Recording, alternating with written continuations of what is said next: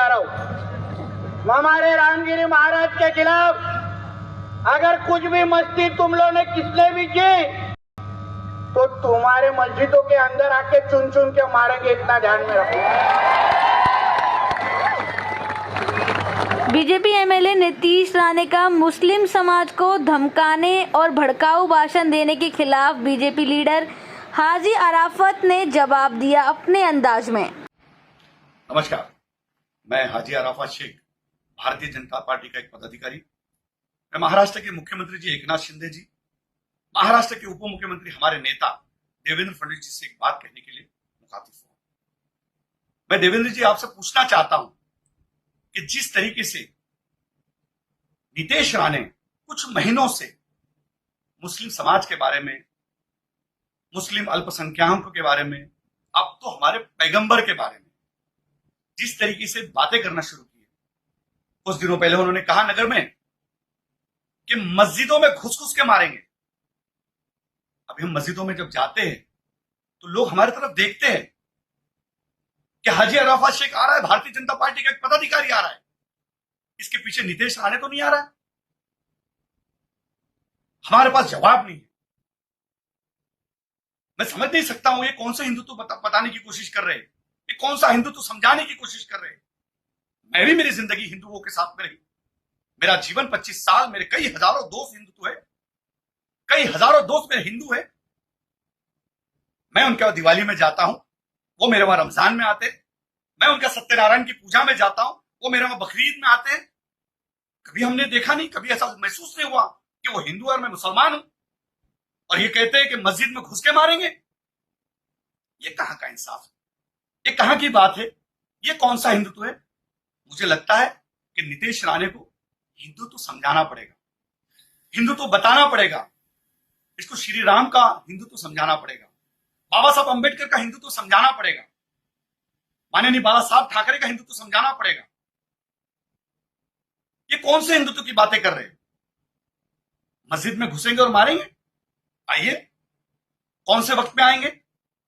मैं कुरला में रहता हूं, फजर की नमाज में आएंगे, जोहर की नमाज में आएंगे, असर की नमाज में आएंगे, ईशा की नमाज में आएंगे, मगरिब की नमाज में कब आएंगे।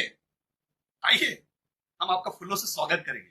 आइए, हम आपको बताएंगे मुसलमान क्या होता है, मुसलमानों की तरबियत क्या होती है। कभी कोई मुसलमान मौलाना ने श्री राम के बारे में नहीं कहा कि राम जी की उम्र क्या थी और सीता जी की उम्र क्या थी, कब उनकी शादी हुई थी। ऐसा कभी किसी मुसलमान मौलाना ने नहीं कहा, क्योंकि हमारे धर्म ने कभी नहीं सिखाया किसी के भगवान का अपमान करो, किसी धर्म का अपमान करो। ये कौन सा हिंदुत्व की बातें कर रहे, किस तरीके की बातें कर रहे। जब वो बोल रहे थे तो मैं देख रहा था कि उनसे बड़ा माइक था, उनके पैजामे से बड़ी उनकी जबान चल रही थी। छोटे बुल्ली के बच्चे, आपको समझना पड़ेगा, बटले डेनी, आपकी बकरी ऐसी आवाज, और आप कहते हैं कि मैं हिंदुओं का गब्बर हूं। आप हिंदुओं के गब्बर नहीं, हिंदुओं के गोबर हो। गोबर भी बहुत बड़ी बात है, आप गू तो हो, आप गोबर नहीं गू हो। जिस तरीके की भाषा आप कर रहे हो, अगर गोबर भी बने होते तो अच्छा लगता कि कहीं तो कहीं आंगन में लिपने के काम में आते, लेकिन आप गू हो। आपकी बातें, आपकी जबान, आप जो जिस तरीके से बात कर रहे, तो आप गू जैसी बातें कर रहे। पूरा हिंदुस्तान का मुसलमान और हिंदुस्तान का हिंदू भी आपको इसके बाद बटला डेनी और छोटी बुल्ली का बच्चा कह के पुकारेगा। इस तरीके की भाषा ना करो। आप क्यों कर रहे हो? क्या आपको मंत्री बनना है अगले मंत्रिमंडल में? आपके बाप को दिल्ली में मंत्री बनना है, इसलिए कर रहे हो?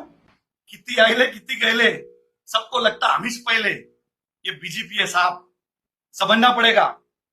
आपके भूखने से ये सारी चीजें नहीं होगी।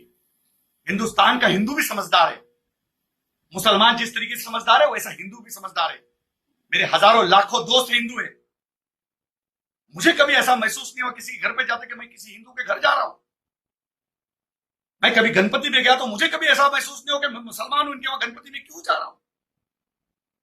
क्योंकि हमारे धर्म में सिखाया गया है कि तुम दूसरों के धर्मों की इज्जत करो। यही हमारा पहला सबक है। तुम दूसरों के खुदाओं की इज्जत करो। यही हमारा मजहब सिखाता है। और तुम कहते हैं कि मस्जिद में घुस के मारेंगे। अब जिन साधु ने कहा अब उन्होंने शादी नहीं की तो उसमें हमारा कसूर है। अब उनको नहीं पता कौन कितने साल की उम्र में शादी कर रहा है, किसकी कब शादी हो रही है। लेकिन हमारे पैगंबर के बारे में अगर इस तरीके की बात करेंगे तो ये ठीक बात नहीं है। माननीय मुख्यमंत्री एकनाथ शिंदे जी ने भी इसके ऊपर ध्यान देना चाहिए और मेरे नेता देवेंद्र फडणवीस जी ने इसके ऊपर ध्यान देना चाहिए। देवेंद्र जी, आपको पूरा हिंदुस्तान के लोग हर कोई पसंद करता है। आप महाराष्ट्र की शान हो, हमारा आदर हो, रिस्पेक्ट हो, आपको लोग चाहते। आप जब कोरोना में बीमार हुए थे, कई मुसलमानों ने आपके लिए दुआ की, दरगाहों पे चादर पेश की, हाजी अली पे दुआएं की गई कि देवेंद्र जी जल्दी ठीक हो जाए। और ऐसे लोग अपनी पार्टी का नाम खराब करते हैं। ऐसे लोगों को चुप बिठाइए, इसके आगे समझाइए। हम मस्जिदों में जा नहीं सक रहे कि लोग हमारी तरफ गलत तरीके से देख रहे कि देखो ये बीजेपी वाला आया और इसके पीछे बीजेपी वाला कोई कहता है कि मस्जिदों में मारेंगे। हम मुसलमानों ने, पूरे हिंदुस्तान के अल्पसंख्यक समाज के मुसलमानों ने क्या करना चाहिए? ये क्या साबित करना चाह रहे? मैं नीतीश राणे से कहूंगा कि इस तरीके की भाषा ना करो। ऐसा ना हो कि और भी लोग इस तरीके की भाषा करना शुरू करें। आप जितने हैं उतने रहो। आप जब बात करते हो तो ऐसा लगता है कोई तीसरी चौथी का बच्चा बात कर रहा है। माइक से तो छोटे दिखते हो आप, आपसे बड़ा तो माइक दिखता है। इसलिए मैं कहता हूं आप छोटी बुल्ली के बच्चे हो और ज्यादा ना बोले, अच्छी बात नहीं है। ये मैं जितनी सारी बातें रखा हूं एक मुंबई के एक तहजीब वाले अंदाज में रखा हूं। मैं जिस तरीके से हूं, जिस तरीके से मेरी भूमिका है, जिस तरीके से मेरे आंदोलन है, जिस तरीके से मेरा पॉलिटिकल करियर है, अगर मैं उस भाषा में आ गया तो आप कभी भी कोई स्टेज पे बोल नहीं पाओगे। मैं 30 लाख खटीक समाज का अध्यक्ष हूं, ऑल इंडिया सूफी बोर्ड का अध्यक्ष हूं। हजारों पीर मेरे साथ में, लाखों मुसलमानों की दुआ है। अगर इस तरीके की भाषा करते रहेंगे तो बहुत सारी बातें हमको भी करना पड़ेगी।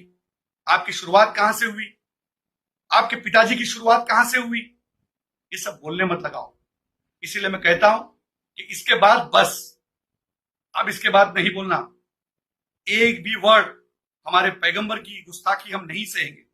मैं इस पार्टी में रह के काम कर रहा हूं, हजारों लोगों को जोड़ रहा हूं, हजारों लोग मेरे साथ मुसलमान जुड़े हुए, और उनका जवाब मेरे पास अगर इस तरीके का होगा तो ये बात ठीक नहीं होगी। इसके बाद पैगंबर की शान में जरा भी गुस्ताखी नहीं चलेगी। ये मैं आपको सामने से बताने आया हूं। आप कहते हैं मैं गब्बर हूं, गब्बर हूं। आप गब्बर नहीं, गोबर हो। और गोबर ने गोबर जैसा रहना चाहिए। आप गू तो हो, पर गाय का गू बन जाओ भाई। कुत्ते का गू क्यों बन रहे हो और बदबू फैला रहे हो? ये सब ना करो। मैं एक पार्टी का एक पदाधिकारी नाते आपको समझाने की कोशिश कर रहा हूं। ऐसा ना हो कि और जबान निकले और कोई बातें तहजीब के बाहर चले जाए। इसलिए मैं आपको कह रहा हूं कि इसके बाद बस हो गया। आपने हमारे कौम के खिलाफ बहुत दिनों से बहुत सारी बातें की, हम नहीं चुप रहे, पर पैगंबर की गुस्ताखी हम नहीं सहेंगे। मैं माननीय मुख्यमंत्री जी से कहूंगा, माननीय देवेंद्र जी से कहूंगा और मुंबई के अध्यक्ष मेरे दोस्त आशीष शेलार जी से कहूंगा कि आप इसे समझाइए, लगाम लगाइए। नहीं तो बहुत सारी चीजें लगाम लगाने हमें भी आती है। इतनी बात आपके सामने रखूंगा, बाकी की बात ब्रेक के बाद।